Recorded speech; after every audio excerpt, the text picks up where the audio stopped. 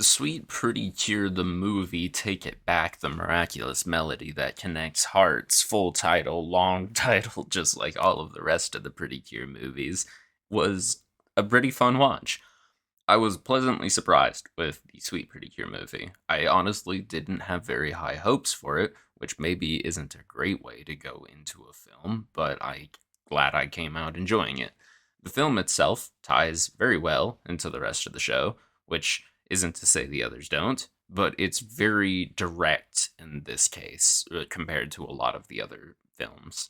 The events of episode 36 pretty much directly precede the movie, and 37 would have to come after for any of the rest of it to make sense chronologically. It wouldn't really make sense for them to have the events where they talk to Mephisto and Aphrodite in Major Land just to immediately go back and then go back to Earth and then have a conversation there and act like they've been on Earth and then have to go back to Major Land. Back and forth. All that back and forth wouldn't make a whole lot of sense.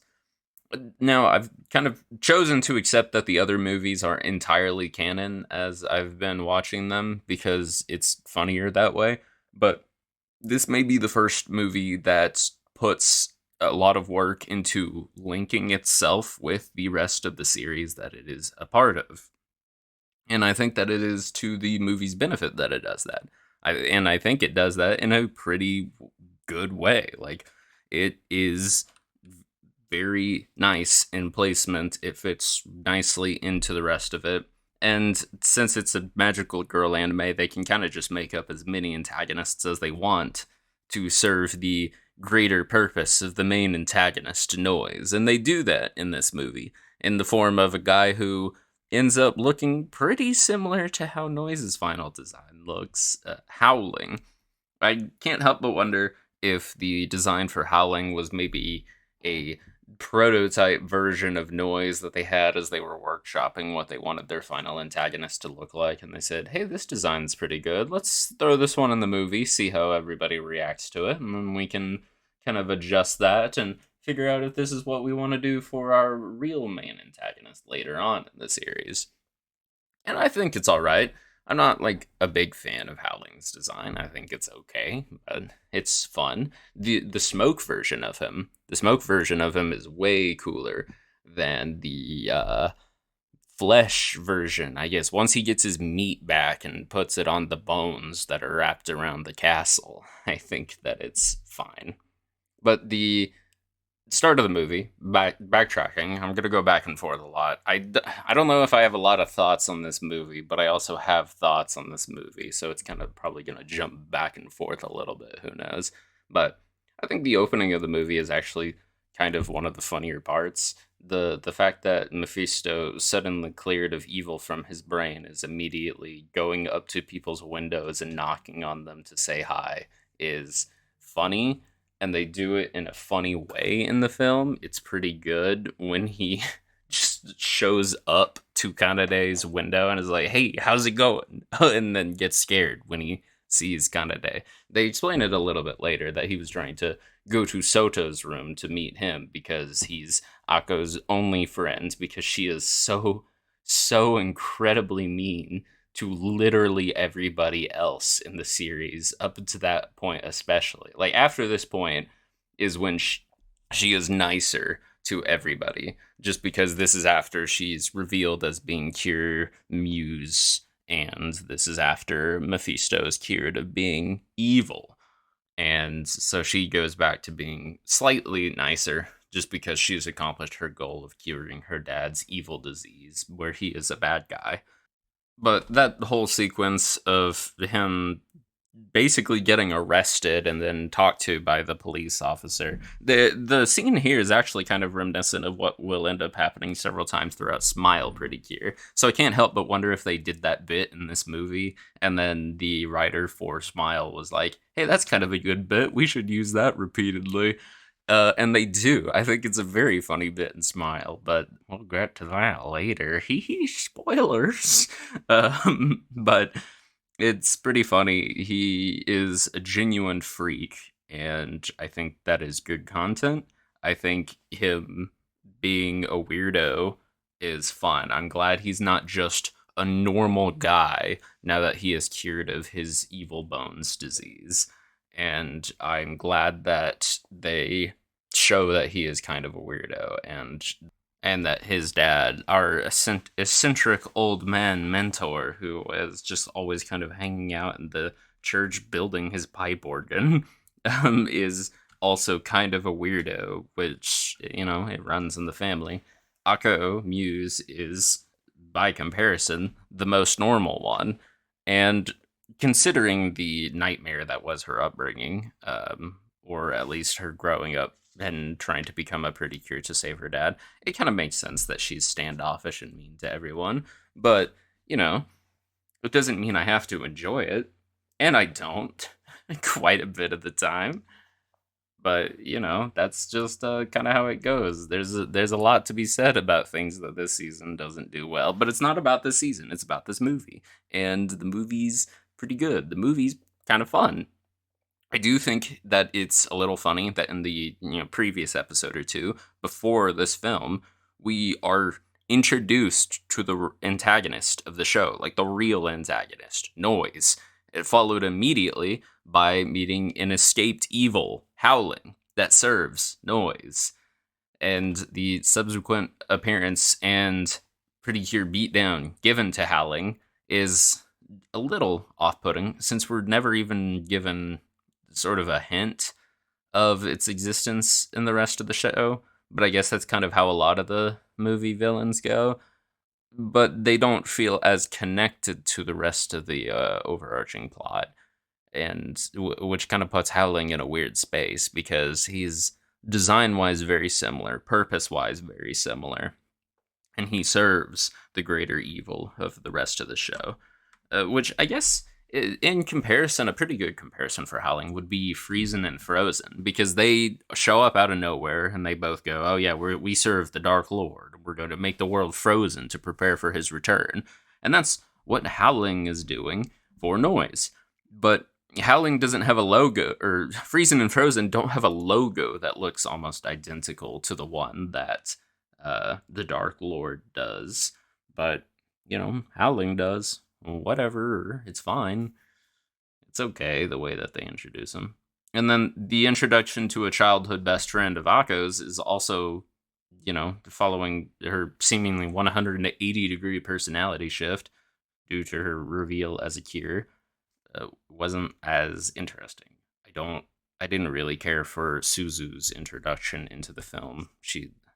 I think she's okay. I think she's okay at best. She serves her purpose, and that's fine. She gets the job done. Sometimes that's all you need to do. I get that she is there to have someone to kind of move the movie along, even though she's not turned to stone like literally everybody else in Major Lands, because the music was removed from the world.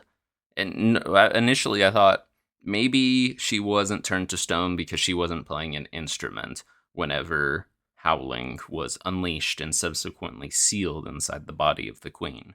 But it doesn't work that way, because there were people in the film who are just citizens of Majorland hanging out on the streets, no instruments in their hands. They are also turned to stone. They don't give us any reason for it. They don't even address it at all, which maybe is to the movie's benefit. I think it probably would have been a little odd if they were like, "Oh, how did you not turn to stone?" and then just kind of given a half-hearted explanation for how she didn't get turned to stone like everybody else. Whatever. It's fine. I don't care for her. She's all right. Like I said, she serves her purpose. She gets the job done. That's okay. I don't mind it. But other than like that part of it, I think the deeper into the movie that it gets, the kind of better it is. Like the intensity of this film is surprisingly high, considering the upbeat nature of this series, especially Sweet Pretty Cure. And even though dramatic shifts happen at times in it, but this movie especially, that holds true. The queen of Majorland, Aphrodite, outright tells the no longer evil Mefisto to kill her to save their country, because she has sealed Howling within her own body. Pretty deep into the film, they have that conversation, making this scene doubly wild for Pretty Cure because already we have the intensity of the father daughter scene where Mephisto saves Akko from the snow globe that she gets put inside of, and he does that by singing. And like that's also kind of a fun scene. I think the scenes building up to it are just all right, but the purpose of it is I something I really enjoy because he is going through every song he knows. He doesn't remember her favorite song, but he's going through every song he knows to try to find the one that is her favorite song to use it to break her out of the snow globe looking orb that she is trapped inside of. And how he comes to the conclusion that her favorite song will be the one that breaks through that magic barrier, you know, he just kind of immediately assumes that or intuits it and rolls with it. And to Mephisto's credit, it works 100%. He cracks that glass once he gets her favorite song, but he just kind of assumes that and then rolls with it. It's which is fine. He makes it there eventually, but the the fact that he's getting assaulted by magic anytime he sings the wrong song because Howling has sealed all sound or all music away in Major Land is kind of wild, and it does a pretty good amount to show the I guess the depths of his love for Akko. And they do that a fair bit in this movie of showing off just how much Mephisto cares for Akko and how much he cares for him. And like up to this point in the show, we've had not a lot to go on that. And then right before this movie, we get told, oh yeah, Akko's trying to save her dad. That's why she's being so weird and off-putting. And to see him turn around and also be weird and off-putting to try to save his family makes sense. It's good. He's just gotten them back. He's just gotten his mind back. So he wants to keep that, and he's going to be an eccentric weirdo to do it. And then he saves his daughter by singing good. And then his wife says, "Hey, if you kill me, you can save our country and everything will go back to normal." Pretty high stakes.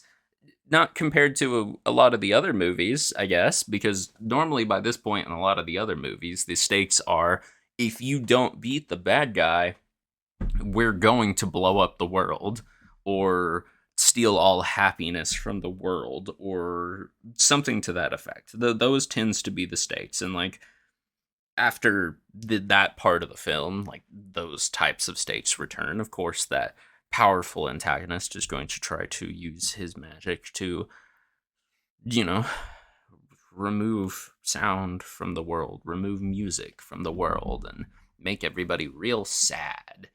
But we get pretty intense personal stakes also, and I really like that in this movie. I think that's really good. I think it works to this movie's favor. But the scene where it happens is like actually pretty good, and like they have some reminiscing going on where Mephisto and Akko are remembering their times running through the field singing together, having fun, and the sunflowers shining all around them, and the Aphrodite watching over them, just enjoying each other's company.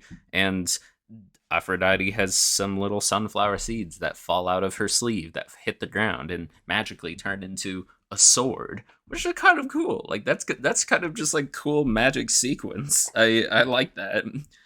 And she's like, "All right, do it. Pull the trigger." And by trigger, I mean sword. But he doesn't, and that's probably for the best. I can't imagine how that would have gone over in theaters for the children's movie if they killed a woman live on screen. But that could be an interesting world to have lived in if they had the guts to kill a character like that in the Pretty Cure movie theater. Not the kind of series Pretty Cure is, of course, which is to its benefit, but it would have been kind of funny. And I think that the bit of mystery the movie has going on at first is kind of neat too. It plays off of what the series sets up here and there, where Aphrodite knows more than she's letting on. It doesn't do that a ton, and it doesn't really do anything with that. but it has a little bit of that going on. And Mephisto is missing memories that explain some of his backstory of his villainy. They mostly set that up right before they give him his memories back. But that's more for the series review than this one, I guess. But I think that some of what they set up in the series there pays off for this film, even though the series doesn't do it well. I think that this film is doing what it can with those concepts, and I think that's kind of fun. I think that's kind of good. I think that the movie actually does a pretty good job of, you know, working with what they had available, and that's nice. I like that. I do wish Cure Muse got to do more in this film. She was locked in that bubble for a lot of it, which is fine because like she had her own things going on.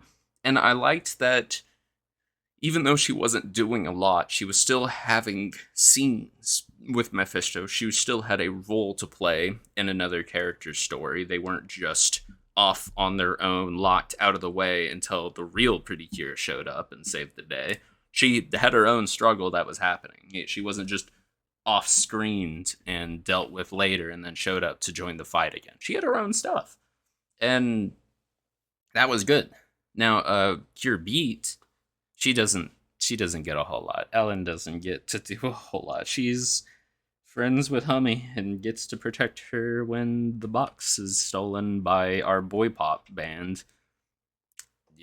Because we had to get a mirror set of antagonists for Trio the Minder, so we got Major 3.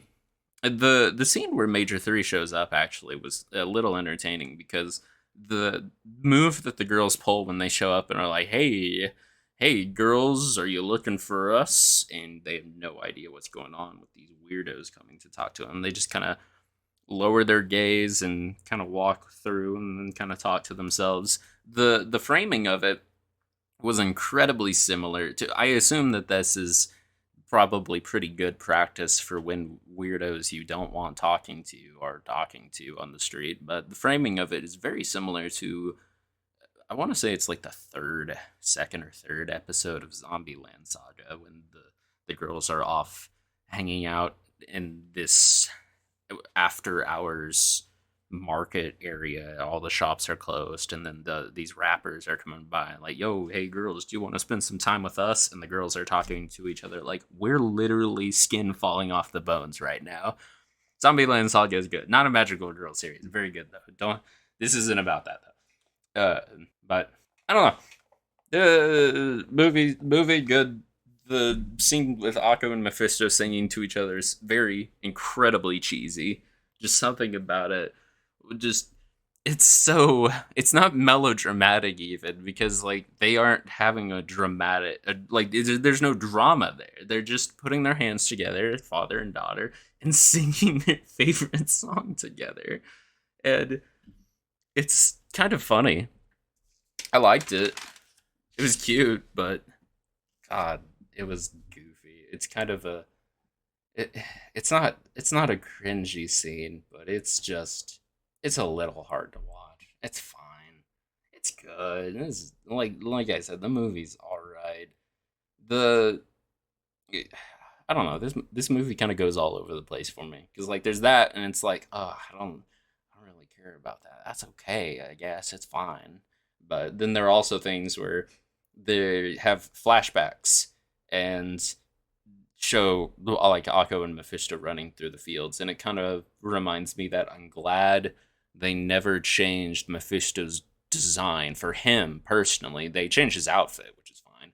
Between when he is evil and when he is good, he still just kind of looks like a sleep deprived like caffeine addict whenever he is a good guy and whenever he is a bad guy. They'll show flashbacks to him when he's still the king of Major Land and hanging out with his wife and daughter, and he still looks like he hasn't slept in 4 days and is running purely on the concentrated power of the caffeine flowing through his veins.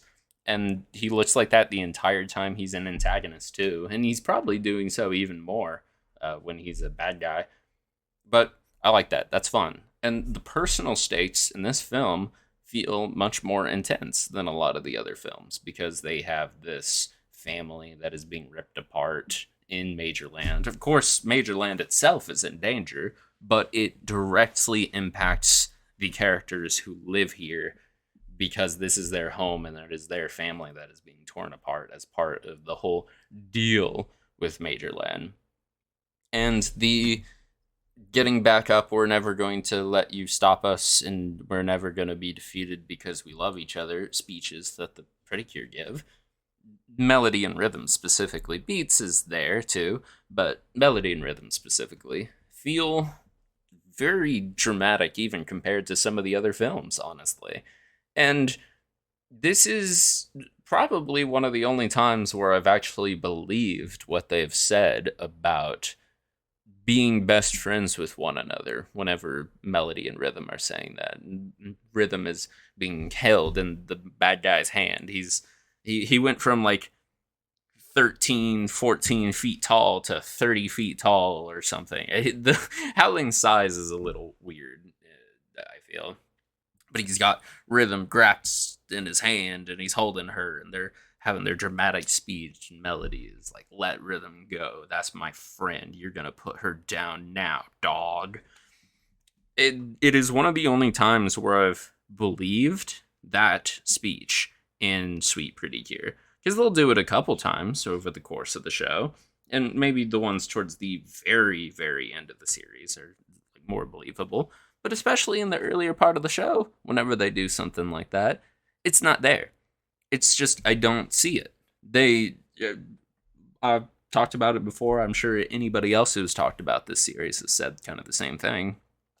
They don't act like friends until suddenly they're buddy cuddling up to each other besties. Ha ha tee hee. But this is one of the only times where I feel like they've put enough heart into it that it comes across as believable and legitimate, that they really do care for one another and that they really are that close. Devoid of the context of the rest of the show and the fact that they genuinely despised each other for 15 episodes, their relationship in this movie is great. It's really good. I am a little surprised. It's one of the only times I can remember, I think, that they've used their real name whenever they are in magical girl mode. And they are very consistent and very deliberate with the name usage. They always use their magical girl names. And even in that scene, Melody is getting just beat down, but getting back up. And Rhythm is saying, Melody, Melody. And then she gets just absolutely mollywopped, face down in the dirt, just on the ground, not Yamcha posed, so we know she's not dead yet. And Rhythm, Kanade, yells her name, Hibiki. And we hear the crescendo tone talk to her, and then she gets her power. But, like, it's one of the only times I think I've seen them use their not magical girl name while they're transformed. And I kind of like that. I feel like that moment might be part of why it seems like they actually have a good relationship in this movie and why I believe they have a decent, passable as human relationship. I do wish that her transformation into Crescendo Cure Melody got a transformation. She shines with light, or we get a light shine, and then suddenly she's transformed. It's a very cool form. I like it a lot. It's a good super form, but even more so than almost any of the other super forms in the movies, we don't get to see her use it. She doesn't get a transformation sequence. She just shows up, holds hands with Rhythm, and then they shoot a big cleft G at the guy, which is fine, but I just, every time they have a cool outfit like that, I want them to be able to do something with it and to show it off and show off, like, it's supposed to be their compassion, their love, giving them these powers and the strength to carry on and stand up again and continue fighting. And they specifically address it as Hibiki's, like, unyielding spirit, which, you know, they all kind of do that, but the beatdowns they get in Sweet Pretty Cure, Hibiki's got a lot more unyielding spirit than she I don't know. Not some of the other girls, but she's got a lot. She's got a lot going on, and she's got a lot of get up and go in her. And then they don't let her use it. They don't let her unleash her power. They don't let her go all out just this once. But it's fine. The movie's fun, and like the ending, they beat they beat Howling as one does when you are a Pretty Cure magical girl. It's good. It's fine. Honestly, the deeper into the movie I got, the less I was thinking about the movie or like picking apart the movie. Well, especially the last little part at the end. Because once you kind of get to the end, you're like, okay, they're going to get beaten up and then they're going to get up and then they're going to be like, no, we won't give up. And then they don't give up. Of course not. Of course they're not going to stop. But I don't know. It's fine. I like this movie. It was decent. It was pretty good, especially separated from the rest of Sweet Pretty Cure. Especially like taking a nice healthy gap after Sweet Pretty Cure to look at this movie. It's pretty good. It's all right. It's like a solid 7 out of 10 movie, I think. It's not bad. If they did Sweet Pretty Cure movies instead of TV show, that might have been in the show's benefit. But they didn't. And it was like almost 50 episodes of Sweet Pretty Cure. And it's fine. But the movie's all right. It's pretty good.